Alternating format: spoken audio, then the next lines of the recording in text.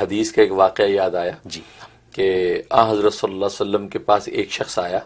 اور اس نے کہا کہ میں ایک اونٹ کا مالک ہوں، میرا ایک اونٹ ہے اور میں اس کے کھانے دانے کا پورا خیال کرتا ہوں، اس کے اوپر بلا وجہ بوجھ بھی نہیں لاتا اور ہر طرح کا اس کا خیال کرتا ہوں۔ اچھا لیکن وہ یہ کرتا ہے کہ بس اوقات رات میں جو ہے وہ بلا کے رونے لگتا ہے، اتنا زور زور سے روتا ہے کہ میری نیند خراب ہو جاتی، میں سکون سے سو نہیں پاتا، جبکہ دن بھر کا تھکا ہوا ہوتا ہوں اور رات میں وہ بلبلانے لگتا ہے اور جناب میں نیند پوری نہیں ہوگی تو اب دن میں کام کرنا میرے دشوار۔ تو یا رسول اللہ آپ دعا کر دیجئے کہ وہ جو ہے وہ مجھے اس طرح ستائے نہیں اور وہ بھی رات میں خاموشی سے سویا رہے۔ اچھا یہ کہا تو حضرت صلی اللہ علیہ وسلم نے فرمایا کہ تم مدعی ہو، تم نے شکایت کر دی ایک اونٹ کی، تو مدعا علیہ کی بھی تو ہم سنیں کہ اس کو کیا شکایت ہے۔ اچھا واہ تو آپ نے فرمایا اونٹ کو بلاؤ، اچھا اونٹ کو بلاؤ۔ تو حدیث میں آتا ہے کہ وہ اونٹ جو ہے جیسے اس کو یہ اطلاع دی گئی کہ رسول اللہ صلی اللہ علیہ وسلم تمہیں بلا رہے ہیں کیونکہ تمہارا یہ مقدمہ ان کے دربار میں گیا، تو کہتے ہیں کہ وہ پورے ادب کے ساتھ سر و چشم وہ چل پڑا اور آپ صلی اللہ علیہ وسلم کے سامنے بالکل ایسے دوزانوں بیٹھ گیا جیسے تشہد میں بیٹھتے ہیں، واہ بیٹھ گیا۔ اور اب حضرت صلی اللہ علیہ وسلم نے اس کو کہا کہ تیرے مالک نے یہ شکایت کی ہے کہ تو رات کو بلبلاتا ہے، درد کراہتا ہے، درد کے ساتھ روتا ہے، جبکہ یہ دن بھر تیرا سب پورا خیال کرتا ہے، تو آخر تو کیوں ایسا کرتا ہے؟ تو کہتے یہ بات جب کہی تو اونٹ کی آنکھوں میں آنسو ٹپکنے لگے اور اونٹ بولا،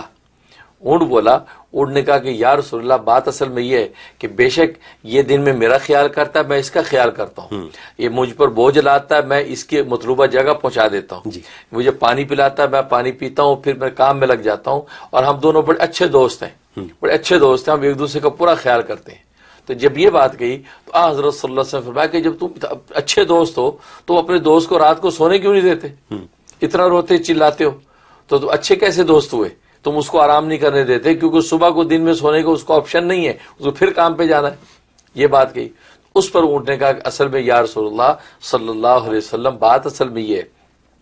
کہ یہ دن بھر جب کام کرتا ہے یہاں تک کہ تھک جاتا ہے، بس اوقات اتنا تھک جاتا ہے کہ مغرب کے وقت جب گھر میں آتا ہے تو مغرب کے بعد کھانا کھانے کے بعد تو یہ سوچتا ہے کہ چلو میں کمر سیدھی کر لوں تو عشاء کی نماز کے لیے میں اٹھ جاؤں گا۔ اچھا یہ کمر سیدھی کرنے کے جب لیٹتا ہے تو ظاہر ہے کہ تھکا ہوا ہے تو اس کو گہری نیند آ جاتی، یہ سو جاتا ہے۔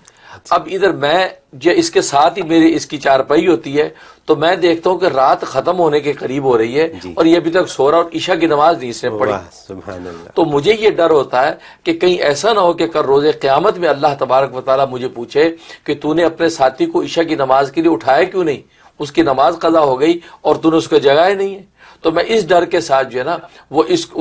روتا ہوں، میں بلبلاتا ہوں کہ اے مالک اٹھ جا اور اپنے اصل مالک کے سامنے سجدہ ٹیک لے ورنہ تیری عشاء قضا ہو جائے گی، اس لیے میں روتا ہوں، ورنہ کہتے مجھے اور اس سے کوئی تکلیف نہیں ہے۔ تو یہ بس اوقات اس کے ساتھ صورتحال پیش ہوتی ہے تو میں اس لیے گڑ گڑاتا ہوں تاکہ اٹھ کے عشاء کی نماز پڑھ لے اور عشاء اس کی قضا نہ ہو۔ تو اس مالک جب رسول اللہ پوچھا تو اس نے کہا یا رسول بالکل صحیح کہہ رہا ہے کہ ہاں بس اوقات ایسا ہوتا تھا۔ تو معلوم ہوا کہ دیکھو جانوروں کے اندر بھی اس بات کا احساس موجود ہے کہ نماز کا قضا ہو جانا کتنی خطرناک بات ہے، اور آج ہم اس کو نماز قضا تو کیا ادا ہی نہیں کرتے ہیں، یہ سوچے یار کوئی بات نہیں دیکھی جائے گی، نہیں، یہاں تو جانوروں کو بھی اس چیز کا احساس ہے کہ روز قیامت میں کیا جواب دیں گے۔ تو یہاں انسانوں کو تو پہلے ہی اللہ تعالی نے حکم دے رکھا ہے، لہٰذا ہمیں نمازوں کا اہتمام کرنا چاہیے، اپنے وقت پہ ادا کرنی چاہیے۔ بالکل درست۔